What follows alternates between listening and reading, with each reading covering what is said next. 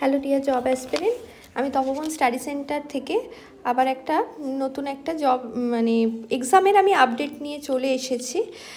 যেটা তোমরা স্ক্রিনে দেখতেই পাচ্ছ, রেলওয়ে গ্রুপ ডি যেটা কোর্ট কেস যেটা তোমাদের চলছিল, তোমরা অনেকেই বলতে যে কবে এক্সামটা হবে, সেই রিগার্ডিং আমি একটা ভিডিও নিয়ে আজকে চলে এসেছি। দেখো এখানে তোমরা স্ক্রিনে দেখতেই পাচ্ছ যেটা ক্যাট কেস যেটা চলছিল, যেটা সেন্ট্রাল অ্যাডমিনিস্ট্রেটিভ ট্রাইব্যুনাল থেকে এখানে বলাই হয়েছে যে কেসটা যেটা চলছিল সেটা হচ্ছে ডিসমিসড হয়ে গেছে।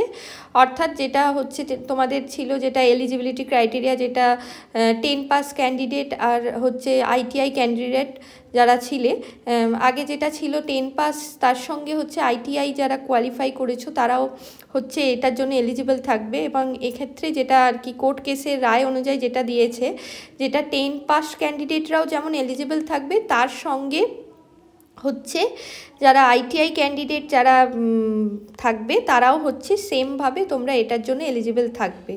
ওকে, তো সামনে তোমাদের গ্রুপ ডির পরীক্ষা আসন্ন, তো তোমরা যারা প্রিপারেশান করছো অবশ্যই করে তোমরা প্রিপারেশানটা জারি রাখো। খুব শীঘ্রই আবার তোমাদের একটা টেন্টেটিভ একটা শিডিউল অবশ্যই ওখানে জারি করবে। আর অবশ্যই রেলওয়ে বোর্ড থেকে একটা খুব শীঘ্রই একটা নোটিশ তোমরা দেখতেই পাবে। আর এর জন্য আমি বলে রাখি, আমাদের তপবন স্টাডি সেন্টারে হচ্ছে আরআরসি লেভেল 1 যে এটার জন্য আর কি পোস্টার জন্য হচ্ছে আমাদের একটা অলরেডি ক্র্যাশ কোর্স একটা চলছে, যেটার ফিস হচ্ছে 999।